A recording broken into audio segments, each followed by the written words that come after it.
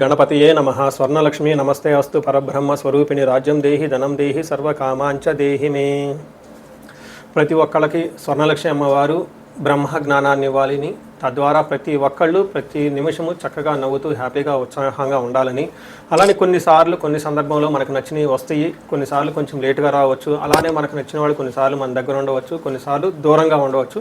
ప్రతి సందర్భంలో కూడా ప్రతి ఒక్కళ్ళు చక్కగా నవ్వుతూ హ్యాపీగా ఉండాలని, ఉత్సాహంగా ఉండాలని, అలానే మనస్తత్వం మనకి అమ్మవారు ఇవ్వాలని చెప్పేసి మనం కోరుకుందాం.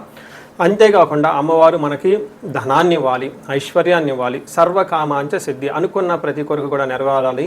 అట్లాంటి యొక్క అమ్మవారి యొక్క కృపా కటాక్షం మన మీద ఉండాలి. మనం ఎంతో ఉన్నతంగా ఎదగాలని చెప్పేసి మనం కోరుకుందాం. అంతేకాకుండా రాజ్యం దేహి, ప్రతి ఒక్కరికి ఒక అధికారము, పవరు, స్టేటస్, ఒక దర్జా, దర్పం, ఇవన్నీ కూడా ప్రతి ఒక్కరికి అమ్మవారికి మన అందరికీ ఇవ్వాలని చెప్పేసి మనం కోరుకుంటూ మనము మే మంత్ యొక్క రాశి ఫలాలు చెప్పుకుంటున్నాం. మే మంత్ రాశి ఫలాలు ఈ మంత్లో చాలా విశేషాలతో కూడుకొని ఉంది. ముందుగా ఒక 2 నిమిషాలు వాటి గురించి చర్చించుకొని తర్వాత 12 రాశుల గురించి మనం మాట్లాడుకుందాం.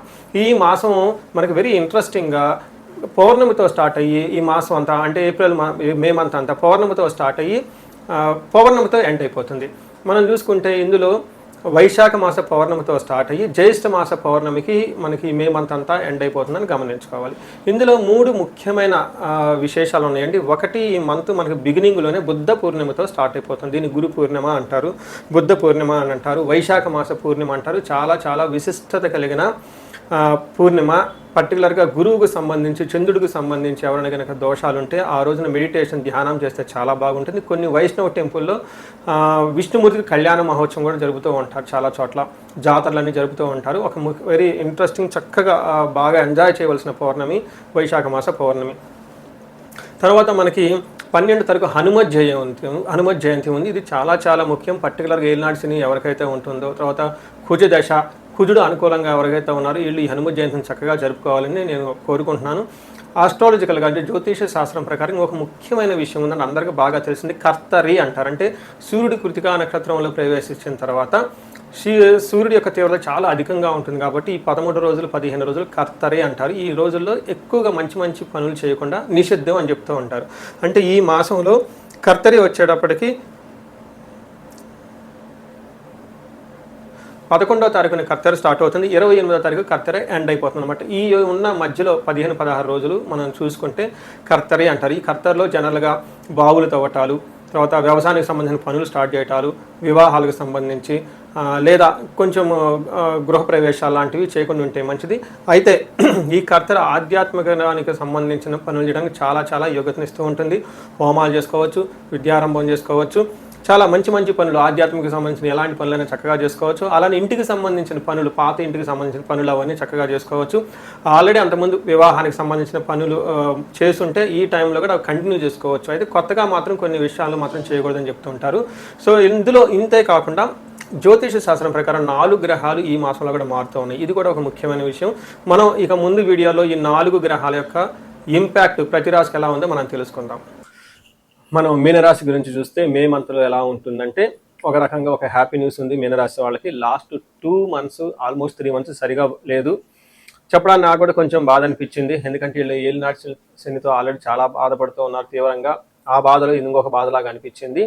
కాకపోతే ఈ మే మంత్లో ఒక సంతోషకరమైన వార్త ఏమిటంటే మీనరాశి వాళ్ళకి చాలా బాగుంటుంది. దానికి ముఖ్యమైన కారణం ఏంటో తెలుసుకునే ముందు ఇందులో ఉన్న నక్షత్రాలు చూస్తే పూర్వభాద్ర 4వ పాదం, ఉత్తరాభాద్ర 1, 2, 3, 4 పాదాలు, రేవతి 1, 2, 3, 4 పాదాలతో ఉంటారు. పేరు బలం చూసుకుంటే ది, దు, షం, జా, దా, దే, దో, చాచి అన్న లెటర్స్ అంతా కూడా మీనరాశిలో ఉంటారని గమనించాలి. మనం ముందుగా చెప్పుకునే విధంగా 4 గ్రహాలు మారటంతో లఘు గోచారము, సూక్ష్మ గోచారం అన్న ఒక కాన్సెప్ట్తో మహర్షులు ఇచ్చిన దీని ప్రకారం చూస్తే వీళ్ళకి ఫస్ట్ 15 days కొంచెం ధనం విషయంలో ఖర్చు అయిపోతూ ఉంటుంది. కానీ తర్వాత 15th తర్వాత వీళ్ళకి లక్ష్మీ యోగం పడుతుంది. ఎందుకంటే సూర్యుడు 3వ స్థానంలో ఉండటంతో లక్ష్మి, ఐశ్వర్యం వచ్చే అవకాశం ఉంటుంది. ఇప్పటిదాకా ఎవరైతే జాబులు పోయి ఉన్నారో ఆ జాబులు వచ్చే అవకాశం ఎక్కువగా ఉంటుంది. వీళ్ళకి ఏదైనా పని చేస్తే చక్క మంచి రిజల్ట్ వచ్చే అవకాశం ఉంటుంది. ఒక ఫుల్ ఎనర్జీ, జోష్ అయితే ఈ మంత్లో ఖచ్చితంగా మీకు ఉంటుందని చెప్పుకోవచ్చు. కుజుని వల్ల ధనచ్ఛేదం, కొన్ని విషయాల ధనం కోల్పోయే అవకాశం ఉన్నప్పటికి కూడాను శుక్రుడు 4వ ఇంట్లో ఉండటంతో సుఖ సుహృతాభివృద్ధి అంటారు. అంటే ఫ్రెండ్స్ తోటి చక్కగా ఓవరాల్గా ఒక ప్రాస్పరిటీ గ్రోత్ అయితే ఉంటుందని తెలుసుకోవచ్చు. శత్రువుల వల్ల కొంచెం ఇబ్బందులు అయితే ఖచ్చితంగా ఉంటాయి. బట్ ఓవరాల్గా చూసుకుంటే లాస్ట్ 2-3 మంత్స్తో కంపేర్ చేస్తే చాలా బెస్ట్ మంత్ అని మీరు గమనించుకోవాలి. మీకు 3వ స్థానంలో ఎప్పుడైతే సూర్యుడు ఎంటర్ అవుతూ ఉన్నారో ఆరోగ్యం నిత్య సంతోషం బంధుమిత్ర సమాగమ అర్ధలాభ పుత్ర సౌఖ్యం ఇష్టసిద్ధి తృతీయగే రవి అని చెప్తారు. అంటే 3వ స్థానంలో రవి ఉంటే ఏమవుతుంది, ఆరోగ్యంగా నిత్య సంతోషంగా బంధుమిత్రులతో కలిసి ఉండటం, అంతేకాకుండా అర్ధలాభం ఫైనాన్షియల్గా బాగుంటుంది, పుత్ర సౌఖ్యం పుత్రుల నుంచి మంచి చక్కగా సపోర్ట్ అయితే వస్తుందని మీరు తెలుసుకోవాలి. అంతేకాకుండా వీళ్ళకి 2వ స్థానంలో కుజుడు ఉండటంతో ఇది వీళ్ళకి కొంచెం ఇబ్బంది పెట్టే పొజిషన్ మీరు గమనించుకోవాలి. ఎలాంటి ఇబ్బంది అంటే సర్వకార్య వినాశనం సదా దుర్జన సంపర్క భీతి. అంటే ఇది కొంచెం మీకు ఏమవుతుందంటే చెడ్డ వాళ్ళతో ఫ్రెండ్షిప్ చేయటము, తర్వాత ఏదైనా పని చేస్తే ఆటంకాలు రావటము, ఇవన్నీ జరిగే అవకాశం ఉంటుంది. కాబట్టి కుజుడు విషయంలో కొంచెం జాగ్రత్తగా ఉండాలి. భీతిగా భయంగా ఉండే అవకాశం ఉంటుంది. అయితే ధనాన్ని కోల్పోయే అవకాశం ఉంటుంది, అవమానం జరిగే అవకాశం ఉంటుంది. అంటే ఈ 4 గ్రహాలు మారటంలో ఒక్క కుజుడు మాత్రం ఇబ్బంది పెడుతున్నాడే తప్ప మిగతా అన్ని గ్రహాలు బాగున్నాయి. అది కూడాను సర్వకార్య వినాశం సదా దుర్జన సంపర్క. అంటే ఫ్రెండ్షిప్ అంటే బ్యాడ్ కంపానియన్తో ఎక్కువ ఉంటారు, తద్వారా మీకు డబ్బు ఖర్చు అవుతుంది, చెడ్డ పేరు వస్తుంది. కొంచెం జనాలు కలిసే వాళ్ళతో మంచి వాళ్ళతో కలిసి ఉంటే బాగుంటుంది. ఇది ఒక రెమెడీ లాగా అనుకోవచ్చు. అయితే 4వ స్థానంలో శుక్రుడు ఉండటంతో చాలా చక్కగా కలిసి వస్తుందని చెప్పుకోవచ్చు.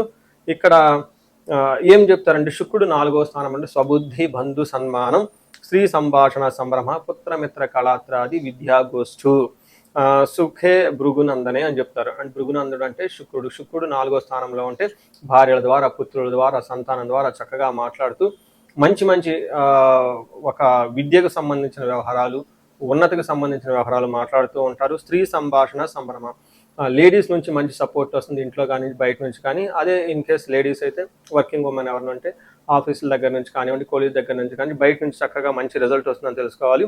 స్వబుద్ధి బంధు సన్మానం, మా ఇంట్యూషన్ చాలా స్ట్రాంగ్గా ఉంటుంది, బంధువుల నుంచి మంచి సన్మానం అంతా వస్తుందని చెప్పుకోవచ్చు. అంతేకాకుండా ధనం సంపాదించుకుంటారు, అఫీషియల్ మ్యాటర్స్లో కూడా చాలా చక్కగా ఉంటారని చెప్పుకోవచ్చు. ఒక విషయం చెప్పుకుంటే మీకు కొంచెం చెడు సమాసాలు కలిగి ఇబ్బందులు పడతారే తప్ప మిగతా అన్ని విషయాల్లో బాగుంటుంది. పర్టికులర్గా ప్రమోషన్ మ్యాటర్స్, ఉద్యోగ రీత్యా కెరియర్లో చాలా బాగుంటుందని గమనించుకోవాలి. ఇందులో మనకి నక్షత్ర ప్రకారం చూసుకుంటే పూర్వభాద్ర ఉత్తరాభాద్ర రేవతి నక్షత్రాలు 3 నక్షత్రాలు ఉంటాయి. మనకి మహర్షులు అంగగోచారం అన్న ఒక కాన్సెప్ట్ చూస్తే ఈ కాన్సెప్ట్లో ఏ నక్షత్రం వాళ్ళకి ఎలా ఉందో కూడా మనం తెలుసుకోవచ్చు. ఇందులో భాగంగా పూర్వభాద్ర వాళ్ళకి ఐశ్వర్యవంతంగా ఉంటుంది, జయప్రదంగా ఉంటుంది, ధనలాభం చక్కగా ఉంటుంది. అయితే వీళ్ళకి బంధనము కలహము చూపిస్తుందంటే మీకు కుజుని వల్ల గొడవలయ్యే అవకాశం ఎక్కువగా ఉంటుంది. అది ముందుగా చెప్పుకున్నాము, పర్టికులర్గా ధనం విషయంలో కానీ. అయితే తద్వారా వీళ్ళకి బంధించబడినటువంటి పరిస్థితులు ఉంటుంది. అంటే కన్ఫ్యూజ్డ్ అనే ఒక పరిస్థితిలో ఉంటారు. ఒక మంచి ఆఫర్ వస్తుంది, తీసుకుందామా వద్దా, లేదంటే ఎన్ఆర్ఐలు అయితే అక్కడ ఇండియాకి వచ్చేద్దామా, లేదంటే అబ్రాడ్లో సెటిల్ అయితే బాగుంటుందా, లేదంటే బిజినెస్ చేస్తే బాగుంటుంది, ఇలా కన్ఫ్యూజన్లు ఎవరైనా ఉంటే ఒకసారి మీ ఓన్ హారోస్కోప్ చెక్ చేసుకుంటే అందులో మీది ఏదో స్ట్రెంత్ తెలిస్తే దాని ప్రకారం డెసిషన్ తీసుకుంటే బాగుంటుంది.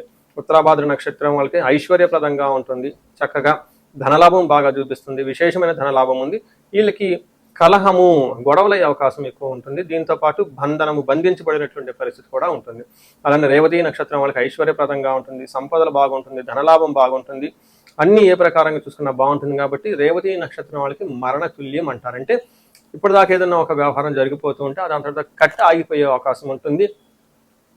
కార్పొరేట్లో పనిచేసే వాళ్ళకి మీకు ఒక విజన్ ఆబ్జెక్టివ్స్ అయ్యో ఉంటాయి, అవి బిజినెస్లో ఉన్న వాళ్ళు అవి ముందుకెళ్లకుండా అర్ధాంతరంగా ఆగిపోయే అవకాశం ఉంటుంది. సో వీటికి ఏది జరిగినా కానీ ఈ టైంలో మీకు కలిసి వచ్చే టైంలో చెడు ఆటోమేటిక్గా పోతుంది, వినాశం వచ్చేటప్పుడు చెడు ఆటోమేటిక్గా వస్తున్నట్లు మీరు ఆల్రెడీ డీప్ క్రైసిస్లో ఉన్నారు. కాబట్టి ఈ రాశి వాళ్ళు ఏ చేంజ్ వచ్చినా కానీ మీకు అనుకూలంగా ఉండబోతుంది ఫ్యూచర్లోని గమనించుకొని చక్కగా ఉండాలి. అయితే ఈ రాశి వాళ్ళకి కొంచెం జాగ్రత్తగా ఉండాలి. రేవతి నక్షత్రం వాళ్ళకి స్త్రీ నాశనం, ఇంట్లో ఉన్న స్త్రీలకు కొంచెం హెల్త్ ప్రాబ్లం వచ్చేసి ఇబ్బంది పడే అవకాశం ఉంటుంది. పూర్వభాద్ర నక్షత్రం వాళ్ళకి బుద్ధి నాశనం, రాంగ్ డెసిషన్ తీసుకుంటారు, రాంగ్గా డైరెక్షన్స్ పడుతూ ఉంటారు. ఉత్తరాభాద్ర రేవతి నక్షత్రం వాళ్ళు కొంచెం స్లోగా ఉంటుంది లైఫ్లో ఏలినాటి యొక్క ప్రభావంతో మీరు గమనించుకోవచ్చు. ఈ రాశి వాళ్ళు చాలామంది ఏలినాటి ప్రభావంతో ఇబ్బందులు పడుతూ ఉన్నారు. దానికి స్పెసిఫిక్గా ఇండివిజువల్ జాతకం చూపించుకొని ఏమైనా దోషాలు శాపాలు ఉన్నాయో తెలుసుకుంటే బాగుంటుంది. ఈ రాశి వారికి ముఖ్యంగా ఎవరైతే ఏజ్ 35 నుంచి 45 మధ్యలో ఉన్నారో వాళ్ళకి ఒక రీసెర్చ్ గ్రూప్ లాగా స్టడీ చేస్తున్నాను నేను. ఎవరికైనా గనక ఆర్థికంగా ఇబ్బందులు పడిపోతూ ఉంటే స్వర్ణలక్ష్మి విశేష హోమం అని ఉంటుంది, దాన్ని చక్కగా జరిపించుకోండి. తద్వారా మీకు బహుముఖ ఆదాయము వనరుల ద్వారా వచ్చే అవకాశం ఉంటుంది, మల్టీ సోర్సెస్ ఆఫ్ ఇన్కమ్ వస్తుంది. అంతేకాకుండా భార్యాభర్తల మధ్య చాలా చక్కగా అన్యోన్యంగా ఉండాలి, అభివృద్ధి జరగాలనుకున్నప్పుడు అన్యోన్య దాంపత్య పాశుపత అభిషేకము లేదా విశ్వావసు గంధర్వరాజ అభిషేకం అని ఉంటుంది, దాన్ని చక్కగా జరిపించండి. అంతేకాకుండా చాలాసార్లు మేము చండీ హోమాలు ఎక్కువ జరిపిస్తూ ఉన్నాము. లాస్ట్ మంత్ చూసుకుంటే చాలా చండీ హోమాలు చేశాము. ప్రతి ఒక్కళ్ళు కూడా శత్రు బాధలు ఉన్నా, లేదంటే కోర్టు వ్యవహారాలు సరైన అటిడు కాకుండా మధ్యలో ఆగిపోతున్నా, మీరు ఆఫీసుల్లో ఒక మంచి మేనేజర్ లెవెల్ పొజిషన్లో ఉండి సీనియర్ పొజిషన్లో ఉన్న, మీ మీద ప్రమోషన్ రాకుండా అడ్డుపడుతున్నా, వేరే వాళ్ళు మీకు కావాలని ఇబ్బంది పెడుతున్నా కానీ ఇలాంటి వాళ్ళు చండీ హోమం చేయించుకున్నా, అలానే రాహు దశ ఎవరికైతే నడుస్తుందో వాళ్ళంతా రాహు అంతర్దశలో వాళ్ళు ఉన్నారో చండీ హోమం చేయించుకుంటే చాలా బాగుంటుంది. అంతేకాకుండా ఇది పిల్లలకి అకాడమిక్ టైం కాబట్టి మనకి విద్య బాగా రావడానికి మనకి 3 రకాల దేవతలను ఉపాసన చేస్తూ ఉంటారు జనరల్గా. హయగ్రీవ స్వామి, మేధా దక్షిణామూర్తి, నీలా సరస్వతి. మీ యొక్క ఇండివిజువల్ యొక్క జాతకం చూపించుకొని ఒక్కసారి ఆ యొక్క మీ యొక్క జాతకానికి అనుగుణంగా ఏ దేవతలకు సంబంధించిన ఉపాసన చేస్తే బాగుంటుంది, ఆరాధిస్తే బాగుంటుందో తెలుసుకొని తద్వారా ఆ యొక్క దేవతలకు పర్టికులర్ మేధా దక్షిణామూర్తికి మూలమంత్ర జపము, హోమము, దానాలు ఇవన్నీ చేసుకుంటూ ఉంటే అకాడమిక్స్లో పెర్ఫార్మెన్స్ వచ్చే అవకాశం ఎక్కువ ఉంటుంది. ఇవి కాకుండా మీకు ఎలాంటి సమస్య ఉన్న, కాలసర్ప దోషం ఉన్న, పర్టికులర్గా వివాహానికి ఇది మ్యారేజెస్ టైం కాబట్టి మీకు 28 సంవత్సరాలు 27 వచ్చి ఇంకా వివాహం పోవట్లేదంటే ఖచ్చితంగా ఏదో ఒక దోషం ఉంటుంది. అవన్నీ చూపించుకుంటూ ఉంటే చూపించుకొని పరిహారాలు చేయించుకుంటే తీవ్రతను బట్టి చక్కగా పెళ్ళే అవకాశం ఎక్కువ ఉంటుంది.